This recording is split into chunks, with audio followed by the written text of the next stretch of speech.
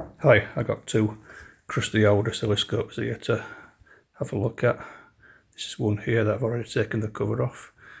It's a Scopex 4D10, and the other one down here is also a 4D10, but it looks like it's a slightly newer model, so it's a 4D10A. They're both in pretty banged up and dirty condition, just been sat in a garage. No idea if they work or not. But this one I've taken the cover off and it looks very, if my camera focuses, very ancient. If I quickly turn it over, so I'm just filming this on the phone, I'm ready to get my tripod, but I'll just pause it and turn it over. Now if you look at the PCB traces, they're all hand drawn. I'd say this is 1970's vintage, I guess. Can't see any date codes inside it, but it's very old and crusty. I think what I'll do is have a quick look inside and see if there's anything obvious that's burnt or blown up, and then I'll try turning it on. It looks like these components here have been getting hot. I can't see any bad solder joints. Okay, let's have a look on the other side. Okay, so looks quite clean inside. The resistor there has been getting hot under the tube. See it there. Bit awkward to do this on the lights falling over. It's a very dark and horrible day again, raining as usual. So even though it's 1 o'clock in the afternoon, I've turned all the lights on and you still can't see a fucking thing. So I think the next step is to try and power this on. Right, I think that's in shot. It's a bit awkward trying to do this on the camera. Have a look. Right. So as I was saying, two manky old oscilloscopes. I've noticed even though it's a metal chassis, there's no earth connection. There's either live and neutral. It's just a 2-wire mains lead.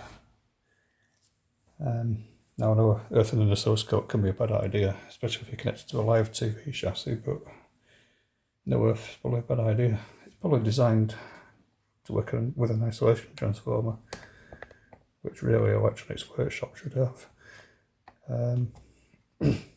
Sorry, got my throat's a bit dodgy today. Yeah, like I was saying, it should really be connected to an isolation transformer. So I think what we'll do now is we'll power it up. Right, well first of all what I've done is I've made sure there's no short circuits between the case and the live on the mains. So I think it's time to flip the switch and see what it does. Oh, power light comes on.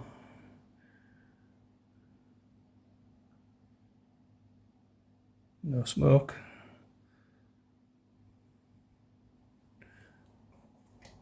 No trace. It's got a bit of screen burn this as well. Right, well there's no trace on that. Oh, there it is, look. So there's high voltage. So that one's got a time base fault then.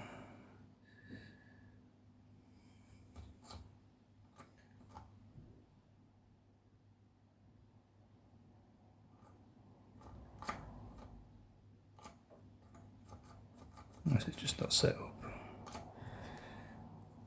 No, of course, it's probably the position, isn't it? You dummy. Oh, there we go. There's one. There's your two traces. So yeah, the time base isn't running on that one.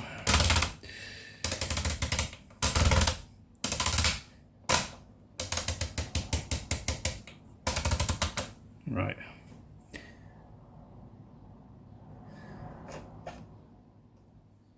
that's got a time base fault, right? Okay.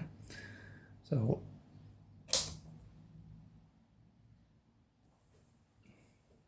let's have a quick look and see if we can see anything obvious.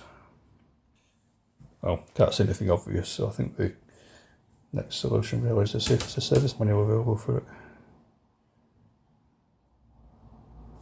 Oh, I did manage to find a service manual in quote marks, but it's about as much use as tits on a fish. There's no component references on the board. You got to look at the manual to see what they are, and then look at another page to see what values they are. It's like, I don't know who designed it, but reading online, a common issue with these is high value resistors, particularly the big power resistors that go high value. So I think we could guess we could start there. Yeah, let's give that a try. So, what? That one looks like 100 volts. I guess it's book. What's on for? Yeah. I take a look. Right. No. Okay, we're getting somewhere. So this board, so I haven't bothered to put any component references on the board. We're looking at these two here. 522 and 526. Let's find them on the schematic.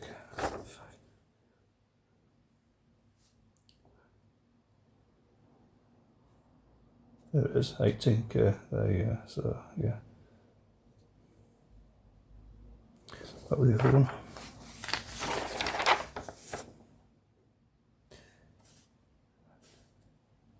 Five, 2, 6.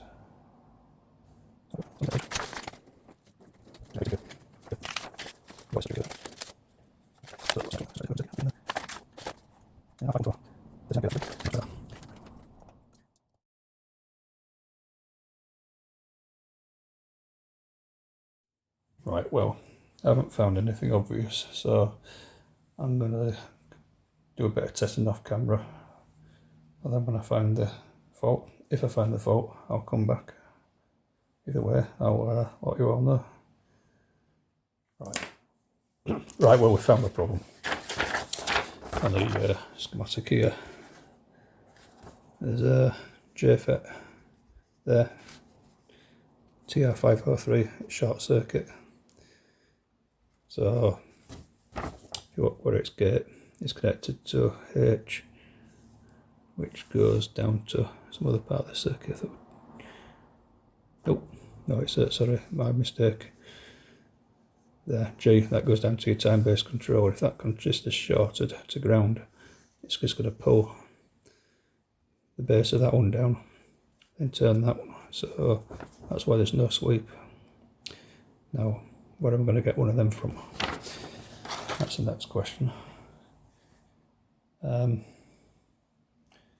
Well, let's see what's wrong with the other one. So the good one out of 2.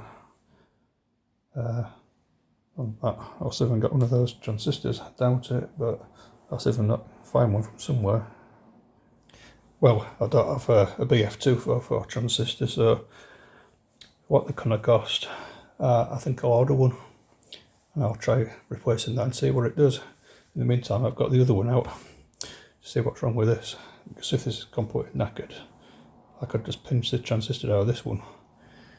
So I think what we'll do is we'll give this one a try now, see what it does. I did take that BF244 completely out of the circuit, and it was definitely short circuit. Source to drain.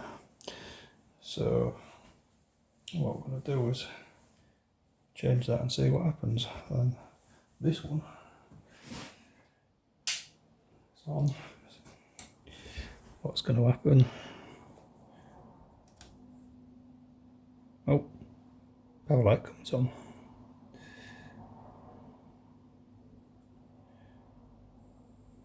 Seems to take a while to warm up these tubes.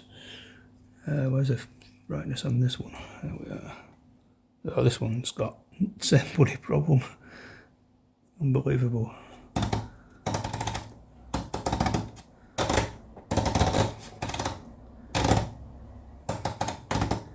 Unbelievable.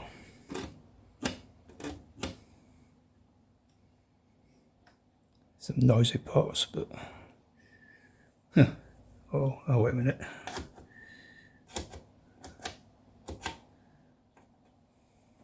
Well,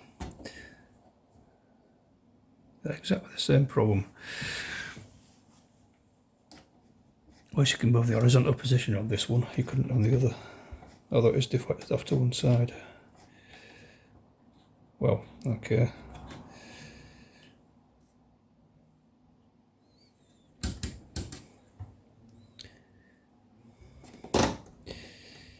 Yeah.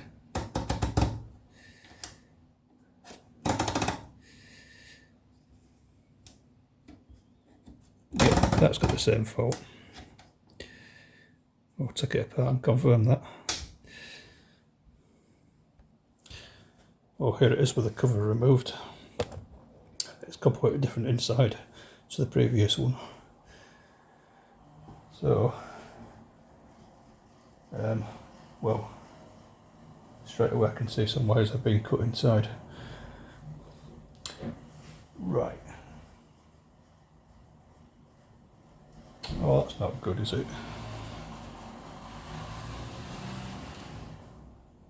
Yeah.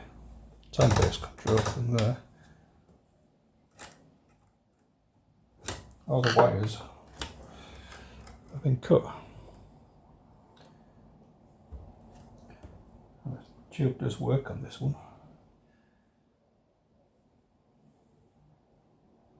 Right. Now if all the wires have been cut, where did they go? That's the question.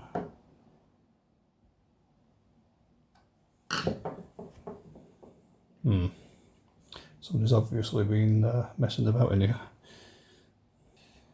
Right, well I've spotted a BF244 in there. Question is it faulty?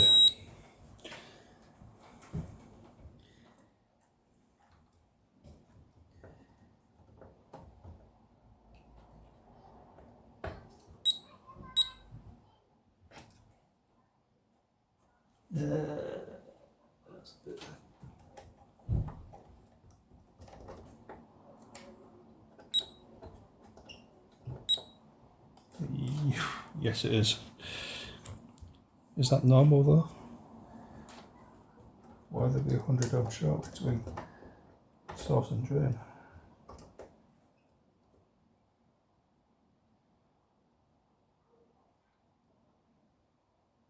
Well, it looks like that. 200 ohm short on this one.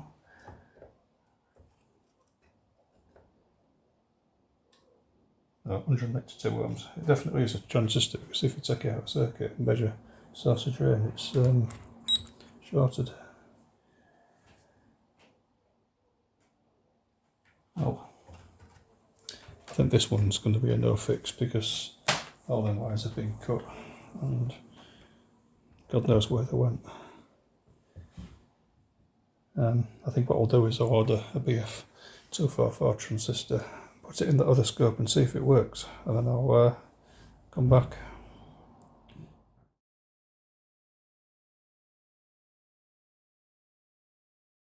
Well, it's been over 2 weeks and the BF244s have finally arrived. Royal Mail, thanks a lot, because it was sent on 24-hour next day and it took them over 2 weeks to deliver it. But when I got the new BF244s, that 200 ohm short between source and drain appears to be normal because the other transistors, the new ones, are measured exactly the same. Now that's not shown on the schematic, nor is it shown on the datasheet for the BF244. So I've changed it anyway, and I did a bit more poking around, and I found this resistor here, R516, which is 180k.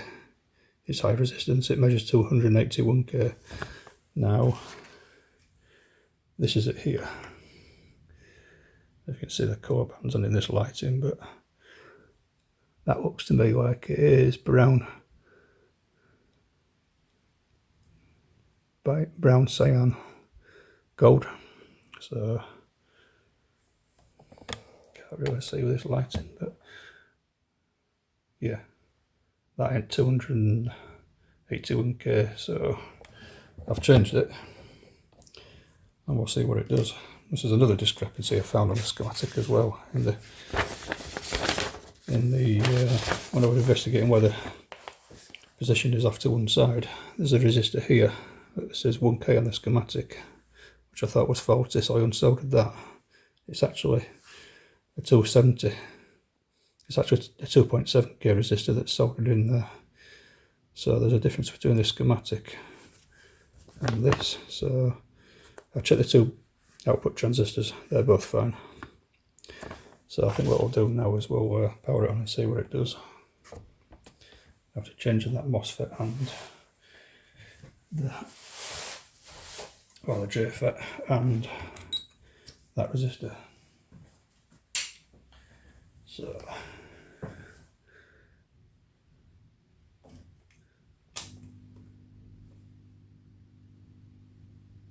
no smoke. They're very difficult to repair this because no component references on the board. I don't smell anything burning. There's no trace at all now. Oh, there we go. It's working. Ah, there we go. It is fixed. It was R516 that was open circuit or high resistance. Well, I think what we need to do now is some more tests, but I think that is working. So I get the other scope out. I'll get a probe around in that part of the circuit, even though it's a different circuit, and I might be able to find the same problem. But that is working. Let's see if they both work. Where's the... Oh, that pot's noisy. Yeah, the pot's need cleaning up. Yeah. That one's alright. Yeah, the pots want a bit of switch cleaner in them. But I think that is working. Nice. So what I'll do now is give them pots a clean, and then we'll see how it performs.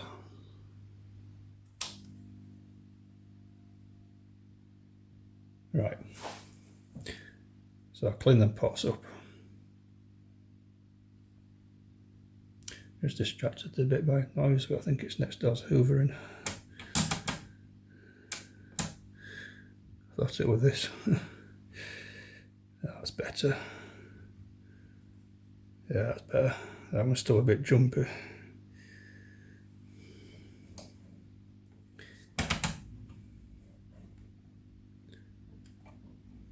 Intensity up full. Let's try a signal on it. Oh, well, I've got this crappy signal generator here, so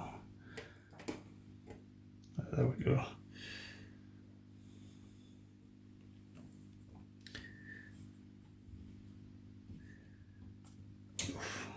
Yeah, these controls are very jumpy.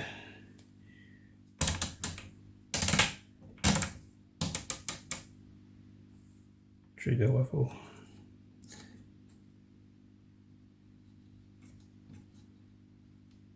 Yeah, it's not triggering. Some difficult triggering to that signal. I'll just get the better connection. Right. Yeah, it's having difficulty triggering. It just goes blank when it triggers.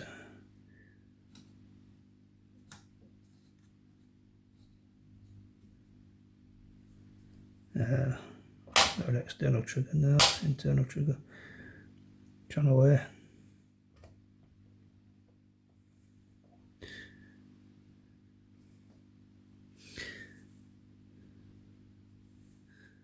Try so I just on single trace.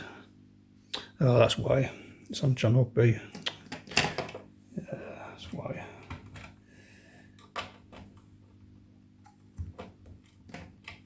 Usually used to use channel A band on the left hand side.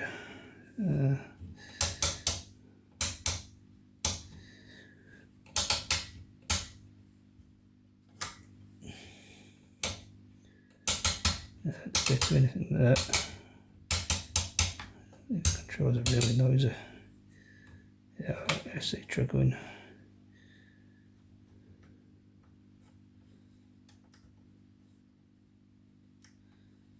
Where's it gone?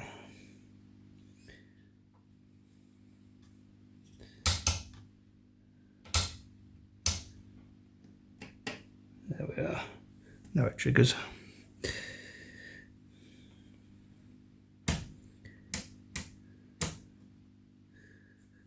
I'm used to my scope on my channel A bin on the left hand side. It's working. Accuracy checks, but I think I would call that one fixed. I think it needs some more pot cleaning, but I don't really want to spend too long on this video. It's gone for far too long already. Still got another scope to look at yet, but I think I'll put that into a separate video now. Yeah, well, if you made it this far, thanks for watching.